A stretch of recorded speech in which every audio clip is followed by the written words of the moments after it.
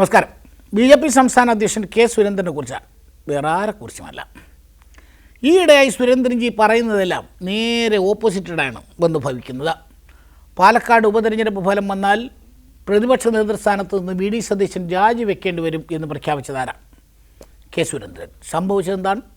പാലക്കാടിന് പുറമെ ബി.ജെ.പിക്ക് ഭരണമുണ്ടായിരുന്ന ഏക മുനിസിപ്പാലിറ്റിയായ പന്തളത്തെ ചെയർപേഴ്സണും വൈസ് ചെയർപേഴ്സണും രാജിവെച്ചു.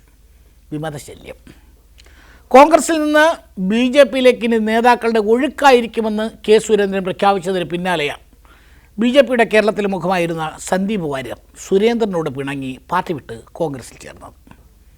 ഇപ്പോൾ കിട്ടുന്ന ഗ്യാപ്പിനെല്ലാം ബി.ജെ.പിയും സുരേന്ദ്രനെയും ട്രോൾ ചെയ്യുകയാണ് സന്ദീപിൻ്റെ പണി. ഞാൻ വരുന്ന വഴിക്കാണ് അറിഞ്ഞത്, ആ ട്രെയിനിൽ എൻ്റെ തൊട്ടടുത്ത് മറ്റൊരാൾ കൂടി ഉണ്ടായിരുന്നു. ഞാൻ നേരത്തെ പ്രവർത്തിച്ച പാർട്ടിയുടെ സംസ്ഥാന പ്രസിഡന്റ് കൂടി ആ ട്രെയിനിൽ ഉണ്ടായിരുന്നു എന്ന് ഞാൻ അറിയുന്നത് പിന്നീടാണ്. ഞാൻ ഇന്നലെ റെയിൽവേ സ്റ്റേഷനിൽ വന്നിറങ്ങിയ സമയത്ത് ഞാൻ കാണുന്നത് ബി.ജെ.പിയുടെ നിരവധി പ്രവർത്തകരെ അങ്ങോട്ട് ബഹുമാനപ്പെട്ട സംസ്ഥാന പ്രസിഡന്റ് ഫോൺ ചെയ്ത് വിളിച്ചു വരുത്തിയിരിക്കുകയാണ്. കേവലം ഒരു പ്രാദേശിക നേതാവായ എന്നെ ഭയന്നിട്ടാണോ സംസ്ഥാന പ്രസിഡന്റ് ഇത്രയും ആളുകളെ ആ രാത്രി റെയിൽവേ സ്റ്റേഷനിലേക്ക് വിളിച്ചു വരുത്തിയത് എന്ന് എനിക്ക് മനസ്സിലായില്ല. ഈ നിരാശയുടെ എല്ലാ ദേഷ്യവും സുരേന്ദ്രൻ തീർക്കുന്നത് മാധ്യമങ്ങളുടെ നെഞ്ചത്താണെന്ന് മാത്രം. പാലക്കാട് തിരഞ്ഞെടുപ്പ് കഴിഞ്ഞുടനെ അദ്ദേഹം ഫേസ്ബുക്ക് പോസ്റ്റ് ഇട്ടു, ഇതാ കൃഷ്ണകുമാർ ജയിക്കാൻ പോകുന്നു, ബി.ജെ.പി. നിയമസഭയിലേക്ക് വീണ്ടും എത്തുന്നു എന്നുള്ള പ്രഖ്യാപനം നടക്കും. അവിടെയും തോറ്റു.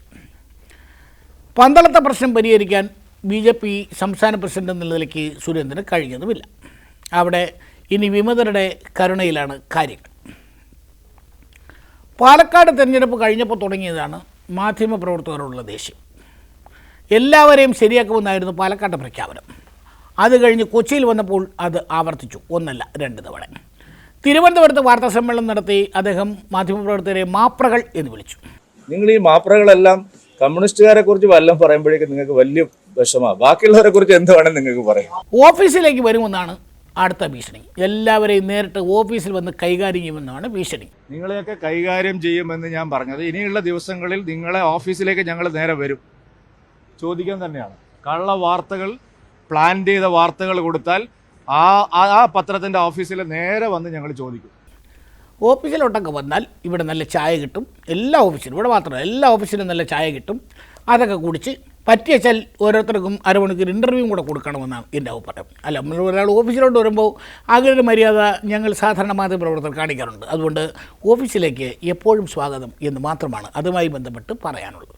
ഏതായാലും മാധ്യമപ്രവർത്തകരെ അങ്ങനെ അങ്ങ് വെല്ലുവിളിക്കുന്നതും ഭീഷണിപ്പെടുത്തുന്നതും ശരിയാണോ സുരേന്ദ്രട്ട എന്ന് മാത്രമാണ് അതുമായി ബന്ധപ്പെട്ട് ചോദിക്കാനുള്ളത്. പഴയ കാര്യങ്ങളൊക്കെ ഓർമ്മയുണ്ടല്ലോ, ഓർമ്മ വേണം, ഓർമ്മകൾ ഉണ്ടായിരിക്കണം, അത് മാത്രമേ പറയുന്നുള്ളൂ.